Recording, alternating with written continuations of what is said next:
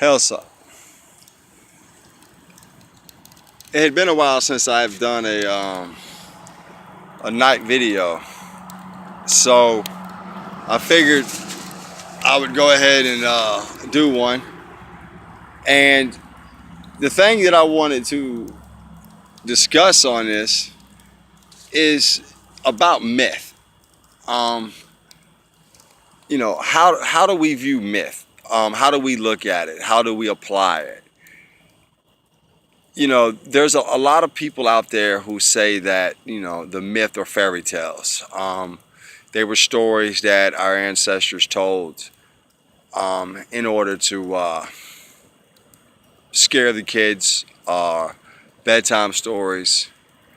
And these were things that people said for many, many years.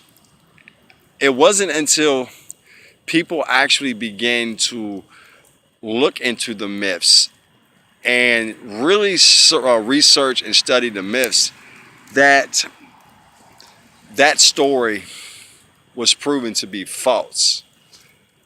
And one of the things that has to be understood is when we view the myth, what is it that we're seeing? What is our perception of the myth?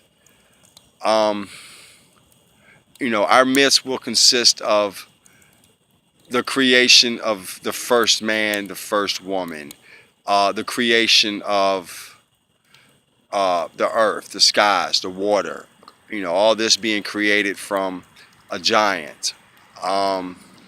We will read about the exploits of the gods and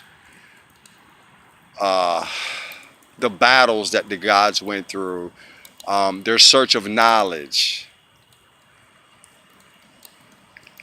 But the thing that we have to ask ourselves in our day and time is, how does the myth apply to us? What should be our approach to the myth?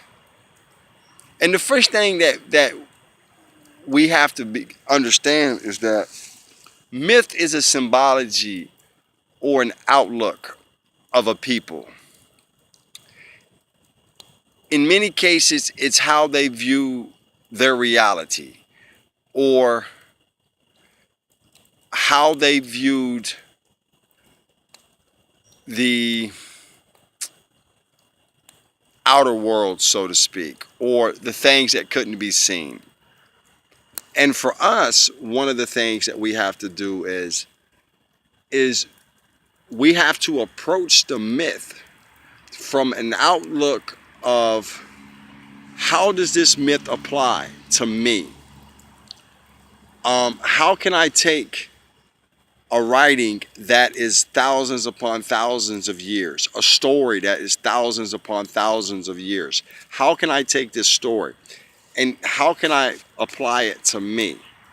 Because if we don't go into the myths and abstract the knowledge from it, then they become nothing more than words that are written on paper. That's all they will ever be. And for many of us, wokenists and Odinists, what we have come to understand is that the myths point to a direction. They are, you can consider them a roadmap. And what do I mean by a direction or a roadmap? And I think this is where sometimes people get the misconception of how to apply the myths and how to make the myths work. Because when we read the myths with an understanding of self. How do I apply the stories that deal with the gods, the goddesses? How do I apply the stories that deal or describe the 9 worlds? The exploits of Loki, the apples of Iduna, How do these things apply to us? And one of the things that I see with a lot of people is that they'll read the myths, but they won't take the time out and put themselves within the myth and really get into the myth and look at maybe the numerology, the symbolism within that myth, and then not only look at that, but take what they have found and apply that to their own lives and make the myth their own. You know, one of the things that was done here in America is that brothers and sisters began to study the myths.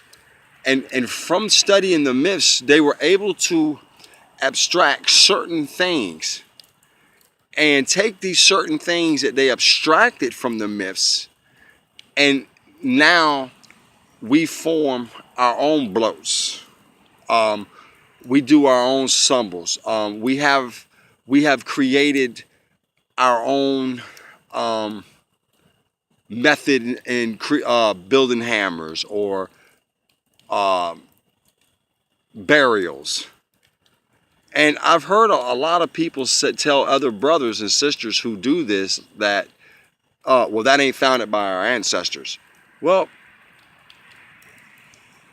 you're partly right, but then again, you're partly wrong, because the myths were never meant to be stuck in the way that it is received. The myth was always meant to be expounded on. The myths were meant to evolve, and they will evolve based upon the person or people's outlook and how they perceive the myth. And one of the best educational tools that a brother once gave me was, he said, Kondo, he said, when you read the myths, he said, take the names of the characters out of the myths and put your name in it. He said, then it will open up the understanding of the myths. It will make the myths become alive. And one of the things that we have to remember, especially if you belong to a tribe or a kindred, is that you want to take the myths and you want to apply the myths to your tribe, your kindred, and eventually you will create your own rituals. You will create your own understanding. And some people say, oh no, this takes away. No, it doesn't. It builds, because our ancestors handed us a blueprint. They didn't hand us a dogma. They handed us a blueprint in which to point us in a direction, but not only point us in a direction, but give us the understanding in which to build upon that myth, to build, to make that myth grow, to make it a reality. As long as we just take the myths within the Poetic Edda, the Prose Edda, the Heimskringla, and all these things, as long as we keep those on a shelf and we only read it just to read it, then the myths never evolve. They never become a reality. And this is something that we need to start doing. When we read the stories of Thor waging war against the frost giants, how can that story relate to us at this time? How can we become Thor? How can we crush the frost giants, which in many cases for us would represent obstacles that stand in our way. Brothers and sisters have been wanting me to do a video on the death of Balder. They have been asking me to do this for a while, and it will probably be one of the next ones that I do. But when we look at the death of Balder and we read the whole story about how Balder had a dream, how Frigga went and got an oath from everybody but the little mistletoe upon the hill, how Loki disguised himself as an old woman, how Holder the blind brother shot the mistletoe. How many of us have read this story or this myth and really went into the myth and abstracted the knowledge from it and applied it to our time and made that myth a reality within our time and make that myth a reality within our lives? And until us as wokenists and Odinists, until we begin to read the myths from a reality perspective, they will always just remain stories within a book. So I would call for anybody who reads the myths and who studies them, go in, take a myth, read it, but don't just read it. Contemplate on this myth. Just like the runes, you can memorize the runes. You can read every book you want to read on runes, and they're all good tools.